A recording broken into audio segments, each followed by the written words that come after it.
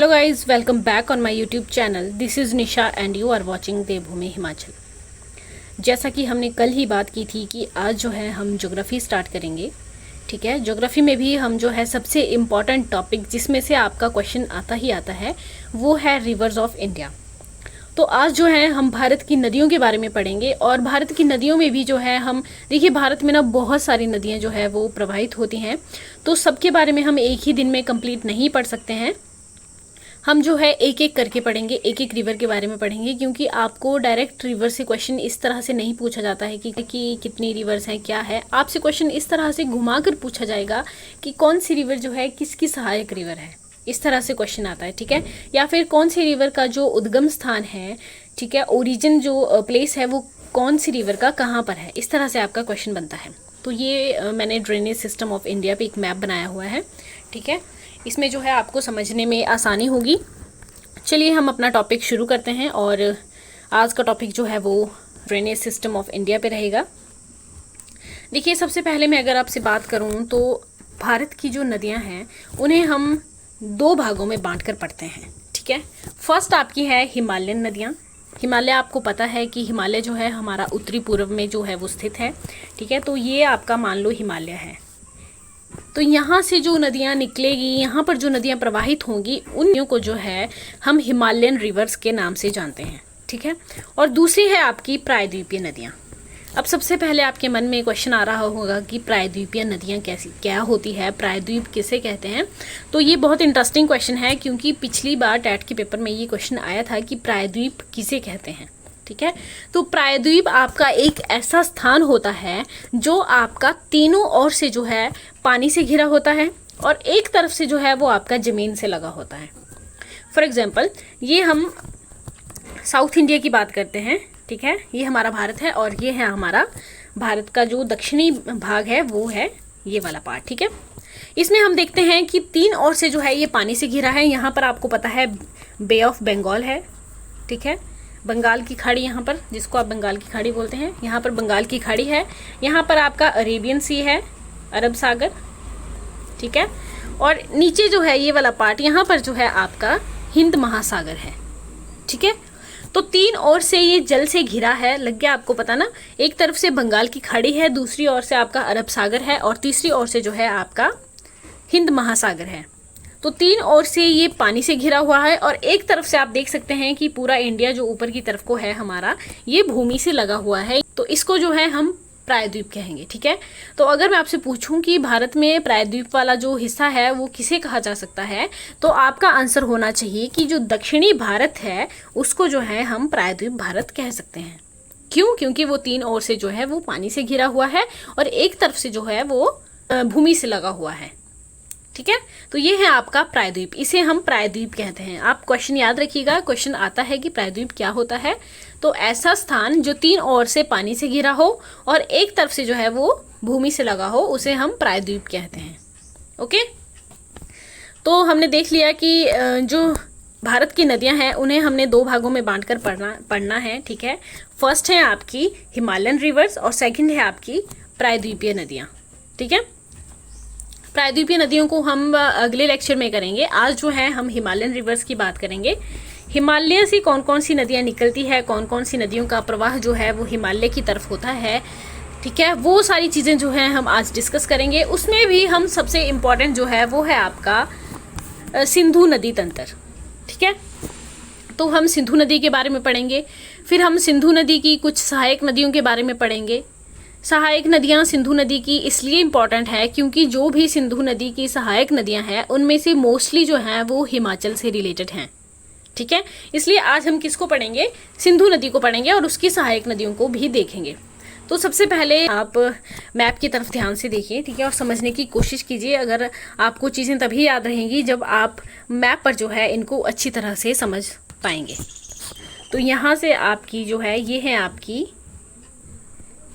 Trans Himalaya. ठीक है, आपको पता है कि हिमालय को भी हमने जो है वो दो तीन पार्ट्स में डिवाइड किया हुआ है। इस तरह से हम हिमालय को पढ़ते हैं। तो ये आपका ट्रांस हिमालय है। ट्रांस हिमालय में भी ये आपकी कौन सी रेंज है? ये आपकी कैलाश रेंज है। ठीक है, ट्रांस हिमालय में कैलाश रेंज से जो है वो आपकी सिंधु नदी निकलती है। ये है सिंधु नदी का उद्गम स्थान। तो कैलाश रेंज से ट्रांस हिमालय से निकलती है आपकी सिंधु नदी, और जम्मू कश्मीर में देखिए भारत में प्रवेश कर रही है ये, ठीक है। पहले तो ये जम्मू कश्मीर था आपका, जम्मू कश्मीर में प्रवेश करती थी, लेकिन अब जो है जम्मू कश्मीर को और लद्दाख को जो है वो डिवाइड कर दिया हुआ है। लद्दाख जो है अब अलग से यूनियन टेरिटरी बन गया है और जम्मू कश्मीर जो है वो अलग यूटी बन गया है, ठीक है। तो अब आप ये नहीं कहेंगे कि जो सिंधु नदी है वो आपकी जम्मू कश्मीर में एंटर कर रही है, वो आपकी कहाँ एंटर करती है, वो अब आपकी एंटर करती है लद्दाख में, ठीक है। ये आपका लेह लद्दाख हो गया, लेह लद्दाख वाला पार्ट है ये ऊपर वाला। यहाँ पर जो है आपकी सिंधु नदी यहाँ से निकल कर, ठीक है, कैलाश रेंज से निकलकर लेह में जो है लेह लद्दाख में एंटर कर रही है, और जहाँ पर ये एंटर करती है वो आपका स्थान है दमचौक, ठीक है। इसको हम दमचौक कहते हैं। दमचौक में ये एंटर कर रही है। उसके बाद जो है लद्दाख की जो कैपिटल है लेह, वहाँ से होकर जाती है ये, ठीक है। की सहायक नदियाँ यहाँ आप देख रहे होंगे कि यहाँ से एंटर हो गई लद्दाख में, और ये ऊपर से आ गई आपकी श्योक, आपको दिखाई दे रहा होगा नाम लिखा गया है श्योक, ठीक है। श्योक और नुब्रा जो है ये दो सहायक नदियाँ हैं जो कि सियाचिन, ये आपका सियाचिन वाला हिस्सा है, तो सियाचिन ग्लेशियर से निकलती हैं आपकी श्योक और नुब्रा जो नदियाँ हैं, ठीक है। और ये आपकी सिंधु की सहायक नदियाँ हैं क्योंकि ये सिंधु में मिल रही है नीचे आकर, ठीक है। ये श्योक आई, आपने देखा यहाँ पर जो है ये सिंधु के साथ मिल रही है, सिंधु की सहायक रिवर है। फिर सिंधु यहाँ से चलती हुई जो है जम्मू कश्मीर से होती हुई पाकिस्तान में जो है प्रवेश कर रही है, ओके। और फिर पाकिस्तान में जाकर जो है इसकी और भी सहायक नदियाँ हैं जो कि यहाँ पर ड्रॉ नहीं की गई है, और वो कौन कौन सी है, वो है आपकी गिलगिट आती है, काबुल आती है, ठीक है, काबुल आती है, और आपकी गोमल आती है, कुर्रम आती है। वो आपकी पाकिस्तान से जो सहायक नदियां हैं सिंधु की वो हैं, ठीक है, जो कि हमारे काम की ज़्यादा नहीं है, हमने सिर्फ इंडिया वाली ज़्यादा पढ़नी है। तो ये हमने देख लिया कि सिंधु जो है यहाँ से निकली और लेह लद्दाख में एंटर करती हुई श्योक और नुब्रा जो है इसमें आकर मिल जाते हैं, और फिर आगे जाकर जो है ये पाकिस्तान में प्रवेश करती है। और ये आपकी इम्पॉर्टेंट रिवर है जम्मू कश्मीर की, झेलम, ठीक है। झेलम जो है जम्मू कश्मीर से निकलकर आगे जाकर जो है ये भी सिंधु नदी का हिस्सा बन जाती है, सिंधु नदी में मिल जाती है। तो झेलम क्या हुई, झेलम भी सिंधु नदी की सहायक रिवर हुई, ठीक है। और चिनाब, देखिए हमने हिमाचल में 5 रिवर्स पढ़नी हैं जो कि है चिनाब, रावी, व्यास, सतलुज, और एक है आपकी यमुना, ठीक है। तो ये 5 रिवर्स जो है वो हमने हिमाचल में पढ़नी है। तो ये जो 5 रिवर्स की मैं बात कर रही हूँ, इसमें से जो 4 रिवर्स हैं कौन कौन सी, आपकी चेनाब, रावी, ब्यास और सतलुज, ये चारों रिवर जो है आपकी सिंधु की सहायक नदियाँ हैं। और अगर मैं पूछूं कि सिंधु की सबसे बड़ी सहायक नदी कौन है, तो वो है आपकी चेनाब, ठीक है। चेनाब जो है वो आपकी सिंधु की सबसे बड़ी सहायक रिवर है। चलिए पहले झेलम की बात करते हैं। झेलम जो है ये आपकी जम्मू कश्मीर से निकलती है। जम्मू कश्मीर में कहाँ से, बैरीनाग झील से, यहाँ पर बैरीनाग झील है एक, वहाँ से निकलती है झेलम, ठीक है। और आपने सुना भी होगा कि वुलर झील भी है जो मीठे पानी की सबसे बड़ी झील, वुलर इंडिया की, ठीक है, वो भी आपकी झेलम रिवर पर ही है। और ये जो है आगे जाकर चेनाब में मिलती है। देखिए यहाँ से आप देख रहे होंगे कि चेनाब आ रही है और ऊपर से झेलम आती है। झेलम जो है ये भी चेनाब में मिल जाती है। और यहाँ से आप देख रहे हैं रावी आई, और रावी जो है वो भी चेनाब में मिल गई। और ब्यास रिवर जो है वो सतलुज में ही मिल जाती है, पीछे ही इंडिया में ही मिल जाती है, ठीक है। और फिर सतलुज रिवर जो है ये भी मानसरोवर से निकलती है, तो सतलुज भी आगे जाकर जो है चेनाब में मिल जाती है। और इस तरह जो चेनाब है वो आपका सबसे बड़ी सहायक रिवर है सिंधु नदी की, ठीक है। इस तरह से आपने याद रखना है। तो हमने देखा कि जो झेलम रिवर है वो आपकी जम्मू कश्मीर के बैरीनाग से निकली। फिर हमने देखा चेनाब रिवर जो है, चेनाब रिवर कहाँ से निकलती है, ये आपकी निकलती है बारालाचा पास से। पहले ये चंद्रा भागा दो नदियाँ होती है, तांडी में जाकर जो है ये दोनों मिल जाती है और वहाँ से जो है चेनाब का उद्गम होता है। चेनाब के नाम से जो है ये जानी जाती है। और फिर हमने देखा ब्यास जो है ये आपकी कहाँ से निकलती है, आपकी ब्यास कुंड से निकलती है, ओके। और रावी रह गई। रावी जो है, रावी हमने जो है वो बड़ा भंगाल से निकलती है, कांगड़ा से, ठीक है। और जो ब्यास रिवर है वो आपकी ब्यासकुंड से निकलती है। और सतलुज जो है वो आपकी मानसरोवर से निकलती है, राकसताल लेक से, और फिर हिमाचल में एंटर करती है शिपकिला में। उसके बाद हिमाचल में एंटर करने के बाद पंजाब से होती हुई जो है वो पाकिस्तान में एंटर करती है। और जो चिनाब रिवर है उसकी ये सारी सहायक नदियाँ मिलकर सिंधु नदी में आगे जाकर मिल जाती है। और जो सिंधु आपकी नदी है वो आगे जाकर जो है अरेबियन सी में गिरती है, ठीक है। तो क्वेश्चन किस तरह से बन सकता है? क्वेश्चन आपका बन सकता है कि सिंधु नदी जो है उसका उद्गम स्थान कहाँ से है, कहाँ से निकलती है। आपको 2-4 ऑप्शन दे दिए जाएंगे जिसमें ट्रांस हिमालय भी होगा, तो आप ट्रांस हिमालय टिक कर सकते हैं, क्योंकि ट्रांस हिमालय से निकलती है। कौन सी रेंज से निकलती है? तो ये आपकी जो है निकलती है कैलाश रेंज से, ठीक है। उसके बाद ये क्वेश्चन इस तरह से पूछा जा सकता है कि झेलम जो है किसकी सहायक नदी है? तो 3-4 नदियां दे दी गई होंगी, गंगा, ब्रह्मपुत्र, इस तरह से, और सिंधु भी होगी। तो आपने ये टिक करना है कि झेलम जो है वो सिंधु नदी की सहायक नदी है। या फिर अगर झेलम का उद्गम स्थान पूछ लिया तो आपको पता है कि झेलम जो है वो जम्मू कश्मीर के बेरीनाग झील से निकलती है, ठीक है। या फिर ये भी पूछा जा सकता है चिनाब किसकी सहायक रिवर है? 2-4 नदियां दे दी गई होगी, तो चिनाब जो है वो आपकी सिंधु नदी की सहायक रिवर है, ठीक है। और या फिर इस तरह से क्वेश्चन पूछा जाएगा कि जो आपकी सिंधु नदी है उसका मुहाना कहाँ है? क्योंकि मुहाना मतलब कि कहाँ पर जाकर जो है आपकी सिंधु रिवर गिरती है, ठीक है। तो वो आपकी अरब सागर में जाकर गिरती है। तो सिंधु नदी का मुहाना कहाँ पर हुआ? अरब सागर में, ठीक है। तो ये था आपका सिंधु नदी तंत्र। बारी बारी करके ब्रह्मपुत्र, गंगा, यमुना सब पढ़ेंगे, लेकिन एक एक करके पढ़ेंगे क्योंकि नहीं तो वीडियो बहुत ज़्यादा लंबा बन जाता है। तो अगर मैं सिंधु नदी पे और क्वेश्चंस की बात करूं तो आपका क्वेश्चन इस तरह से पूछा जा सकता है कि सिंधु जल संधि भी हुई थी 1960 में। ये भी आपने क्वेश्चन याद रखना है, पूछा जाता है कि सिंधु जल समझौता कब हुआ? तो वो आपका 1960 में हुआ था। किसके बीच में हुआ था? भारत और पाकिस्तान के बीच में हुआ था। जिसमें क्या डिसाइड हुआ था कि जो आपका 80% जो पानी है सिंधु नदी का वो आपका पाकिस्तान यूज़ करेगा, और जो 20% जो जल है वो आपका हमारा जो इंडिया है वो यूज़ करेगा, ठीक है। इस तरह का एक समझौता 1960 में हुआ था। और क्वेश्चन जो है आपसे पूछा जा सकता है कि झेलम का पुराना नाम क्या है? तो आपने देखा था अभी, झेलम जो है यहाँ से जम्मू कश्मीर के बेरीनाग से निकलती है झेलम, ठीक है। ये आपकी झेलम रिवर है। इसका पुराना नाम क्या है? तो झेलम रिवर का जो पुराना नाम है वो है आपका वितस्ता। वितस्ता जो है वो झेलम का पुराना नाम है। और सहायक नदी की अगर मैं बात करूँ तो झेलम की एक सहायक नदी है जिसका नाम है किशन गंगा।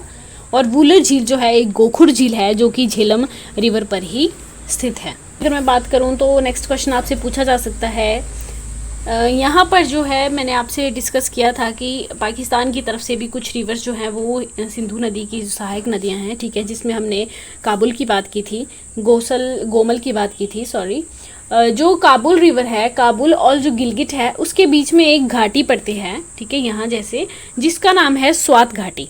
तो जो स्वात घाटी है उसे पाकिस्तान का स्वर्ग भी कहा जाता है। और स्वात और काबुल जो है ये ट्रिब्यूटरी है सिंधु रिवर की, ठीक है। फिर आपसे पूछा जा सकता है कि सिंधु जो रिवर है वो कौन सी 2 श्रेणियों के बीच में बहती है, 2 रेंजेस के बीच में बहती है? तो वो है आपकी लद्दाख और जास्कर श्रेणियाँ, ठीक है। लद्दाख और जास्कर के बीच में जो है वो आपकी सिंधु रिवर जो है वो बहती है। फिर हम देखते हैं, जो हमने श्योक रिवर की बात की थी, ये आप यहाँ देख सकते हैं श्योक रिवर, ठीक है। तो ये जो श्योक रिवर है, ये जो आपकी श्योक रिवर है, इसे जो है काराकोरम रेंज का श्योक कहा जाता है, ठीक है। इस बात को भी आप याद रखेंगे। और दुनिया की सबसे बड़ी नदी द्रोणियों, नदी बेसिनों में से एक है ये सिंधु रिवर, ठीक है।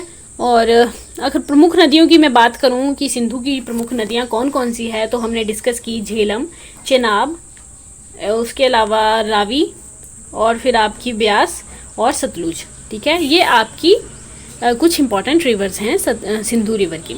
फिर हम देखते हैं, हमने डिस्कस कर लिया कि इसका मुहाना क्या है, तो ये अरब सागर में जाकर गिरती है। और मैं अगर आपसे बात करूं चिनाब रिवर जो है वो सबसे बड़ी सहायक नदी है सिंधु नदी की। इसी पर जो है कुछ परियोजनाएं भी बनाई गई है जिनके बारे में क्वेश्चन पूछा जा सकता है। तो वो है आपकी सलाल परियोजना। देखिए परियोजनाओं को नोट डाउन कर लीजिए क्योंकि क्वेश्चन बनता है, ठीक है। आप पिछले साल का HP टैट का पेपर उठाकर देख लीजिएगा, वहाँ पर क्वेश्चन आया होगा कि सलाल परियोजना किस रिवर पर स्थित है। सलाल परियोजना, ठीक है। दूसरी है आपकी दुलहस्ती, ये सारी आपकी चिनाब रिवर पर है, ठीक है। सलाल, दुलहस्ती और एक है आपकी गलिहार। इन तीनों परियोजनाओं के बारे में जो है आपसे क्वेश्चन पूछा जा सकता है। आपने ये तीनों नोट डाउन कर लेनी है। ये तीनों ही जो परियोजनाएं हैं वो आपकी चिनाब रिवर पर हैं, सलाल, दुलहस्ती और गलिहार, ठीक है।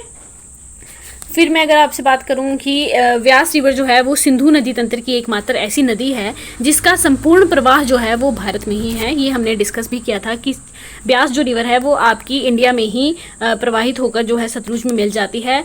इंडिया के बाहर जाकर वो सिंधु में नहीं मिलती है, ठीक है। वो उसका जो प्रवाह है वो इंडिया से शुरू होकर इंडिया में ही ख़त्म हो जाता है। ये सिंधु नदी तंत्र की जो है एकमात्र ऐसी रिवर है, ठीक है। तो ये थी आपकी सिंधु नदी तंत्र। आप मुझे कमेंट करके ज़रूर बताइएगा आपको वीडियो कैसा लगा, और अगर कुछ चेंजेस करने की ज़रूरत है तो वो भी मैं करूँगी आपके अकॉर्डिंग, ठीक है। कल जो है हम ब्रह्मपुत्र नदी तंत्र के बारे में पढ़ेंगे। ब्रह्मपुत्र आपकी मोस्ट इम्पॉर्टेंट रिवर है, ठीक है। इसके बारे में जो है हम कल पढ़ेंगे, और हो सकता है कि कल हम जो है गंगा के बारे में भी पढ़ लें। तो परसों जो है हम जो प्रायद्वीपीय भारत की आपकी जितनी भी रिवर्स हैं उनके बारे में पढ़ेंगे, जो भी इंपॉर्टेंट रिवर्स हैं। क्योंकि पिछली बार क्वेश्चन पता है क्या आया था? पिछली बार क्वेश्चन आया था कि नर्मदा जो रिवर है आपकी उसका उद्गम स्थल उसका जो उद्गम स्थल है उसका नाम पूछ लिया था कि नर्मदा का उद्गम कहाँ से होता है। इस तरह का क्वेश्चन पिछली बार आया था, ठीक है। तो इस बार जो है आपसे कुछ भी पूछा जा सकता है कि ताप्ती रिवर कहाँ से निकलती है, या हीराकुंड बांध कौन सी रिवर पर है। इस तरह के क्वेश्चन जो है आपसे पूछे जा सकते हैं। प्रायद्वीपीय भारत की नदियाँ भी हमारे लिए बहुत इंपॉर्टेंट है, ठीक है। तो ये मिलते हैं अगली वीडियो में अगले लेक्चर के साथ। तब तक के लिए बाय बाय, टेक केयर।